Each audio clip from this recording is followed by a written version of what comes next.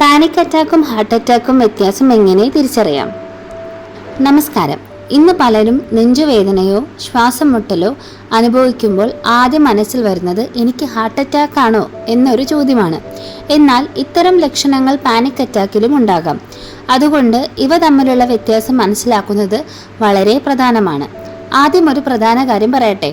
പുതുതായി നെഞ്ചുവേദന, ശ്വാസം മുട്ടൽ, അമിത വിയർപ്പ്, കൈയിലേക്കോ താടിയിലേക്കോ പടരുന്ന വേദന എന്നിവ ഉണ്ടെങ്കിൽ അത് ഹാർട്ട് അറ്റാക്ക് അല്ലെന്ന് സ്വയം തീരുമാനിക്കരുത്. ഉടൻ തന്നെ അടുത്ത ആശുപത്രിയിൽ പോകുകയോ അടിയന്തര മെഡിക്കൽ സഹായം തേടുകയോ ചെയ്യുക. എന്താണ് പാനിക് അറ്റാക്ക്? പെട്ടെന്ന് തുടങ്ങുന്ന അതിശക്തമായ ഭയം അല്ലെങ്കിൽ ഉത്കണ്ഠയാണ് പാനിക് അറ്റാക്ക്. സാധാരണയായി 5 തൊട്ട് 20 മിനിറ്റിനുള്ളിൽ ഏറ്റവും ശക്തമാവുകയും പിന്നീട് പതുക്കെ കുറയുകയും ചെയ്യും. ലക്ഷണങ്ങൾ: ഹൃദയം വേഗത്തിൽ മിടിക്കുക, ശ്വാസം മുട്ടൽ, നെഞ്ചിൽ മുറുക്കം, തലകറക്കം, ശരീരം വിറയ്ക്കുക, അമിത വിയർപ്പ്, കൈകാലുകളിൽ മരവിപ്പ്, ഞാൻ മരിച്ചു പോകുമോ അല്ലെങ്കിൽ നിയന്ത്രണം നഷ്ടപ്പെടുമോ എന്ന ശക്തമായ ഭയം. ഇതൊക്കെയാണ് പ്രധാനമായും പാനിക് അറ്റാക്കിൻ്റെ ലക്ഷണങ്ങൾ. ഇനി എന്താണ് ഹാർട്ട് അറ്റാക്ക്? ഹൃദയത്തിലേക്കുള്ള രക്തപ്രവാഹം തടസ്സപ്പെടുമ്പോൾ ഹൃദയപേശികൾക്ക് കേടുപാടുകൾ സംഭവിക്കുന്ന അവസ്ഥയാണ് ഹാർട്ട് അറ്റാക്ക്. പ്രധാന ലക്ഷണങ്ങൾ: നെഞ്ചിൽ അമർത്തുന്നത് പോലെയോ ഭാരമുള്ളതുപോലെയോ ഉള്ള വേദന. വേദന ഇടത് കൈ, 2 കൈകൾ, തോളുകൾ, പുറം, കഴുത്ത് അല്ലെങ്കിൽ താടി എന്നിവിടങ്ങളിലേക്ക് പടരാം. ശ്വാസം മുട്ടൽ, തണുത്ത വിയർപ്പ്, ഓക്കാനം അല്ലെങ്കിൽ ഛർദി, അമിത ക്ഷീണം. ലക്ഷണങ്ങൾ 15 തൊട്ട് 20 മിനിറ്റിൽ കൂടുതൽ തുടരാം. ഇനി പ്രധാന ലക്ഷണങ്ങൾ നോക്കാം. പാനിക് അറ്റാക്ക് ആണോ ഹാർട്ട് അറ്റാക്ക് ആണോ എന്ന് എങ്ങനെ തിരിച്ചറിയാം? പാനിക് അറ്റാക്ക് ഉള്ളൊരു വ്യക്തിയിൽ ഈ ഒരു വേദന തുടങ്ങുന്നത് പെട്ടെന്നായിരിക്കും. അതുപോലെ ശക്തമായ ഭയം തോന്നും, അതുപോലെ ഹൃദയമിടിപ്പ് കൂടും, ശ്വാസം മുട്ടലുണ്ടാവും. 20 തൊട്ട് 30 മിനിറ്റിനുള്ളിൽ അത് പതിയെ കുറഞ്ഞു വരും. എന്നാൽ ഹാർട്ട് അറ്റാക്ക് ഉള്ളൊരു വ്യക്തിയെ സംബന്ധിച്ച് പെട്ടെന്നായിരിക്കണമെന്നില്ല, വിശ്രമിക്കുന്ന സമയത്തോ ആ സമയങ്ങളിലാണ് കൂടുതലായിട്ട് ഇത് വരിക. അതുപോലെ നെഞ്ചിലിങ്ങനെ അമർത്തുന്നൊരു വേദനയായിരിക്കാം. ഈ വേദന കൈ, താടി, പുറം, കഴുത്ത് എന്നിവിടങ്ങളിലേക്കൊക്കെ പടരും. ചികിത്സയില്ലാതെയും ഇത് തുടരാം. എങ്ങനെയാണ് ഇത് മാനേജ് ചെയ്യാൻ പറ്റുക?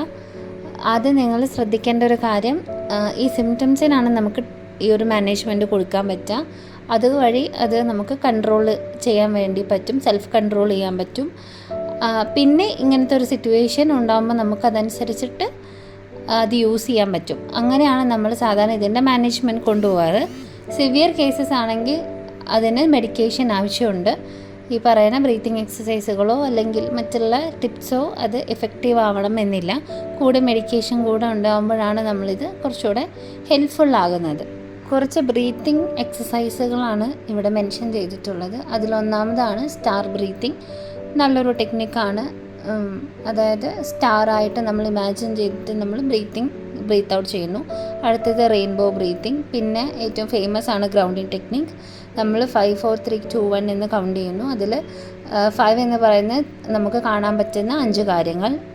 4 തിങ്സ് യു ക്യാൻ ടച്ച്, നമുക്ക് തൊടാൻ പറ്റുന്ന 4 കാര്യങ്ങൾ. അതുപോലെ 3 കാര്യങ്ങൾ നമുക്ക് കേൾക്കാൻ പറ്റുന്നത്, 2 കാര്യങ്ങൾ നമുക്ക് സ്മെല്ല് ചെയ്യാൻ പറ്റുന്നത്, ഒരു കാര്യം നമുക്ക് ടേസ്റ്റ് ചെയ്യാൻ പറ്റുന്നത്.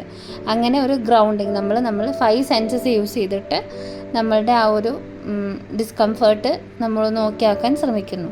അതാണ് ഈ 5 to 1 ഗ്രൗണ്ടിങ് ടെക്നിക്ക് എന്ന് പറയുന്നത്. എന്തെങ്കിലും ബുദ്ധിമുട്ടുകളുണ്ടെങ്കിൽ തീർച്ചയായും നിങ്ങൾ ആദ്യം ഒരു മെഡിക്കൽ സപ്പോർട്ട് എടുക്കുക. അടുത്തുള്ള ആശുപത്രിയിൽ പോയി കൺസൾട്ട് ചെയ്ത് സ്കാനിങ്ങോ മറ്റു കാര്യങ്ങൾ ചെയ്തതിന് ശേഷം മാത്രം പാനിക് അറ്റാക്ക് ആണോ ഹാർട്ട് അറ്റാക്ക് ആണോ നിങ്ങൾക്ക് സ്ഥിരീകരിക്കാം.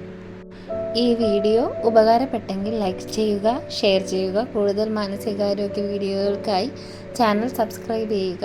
നന്ദി.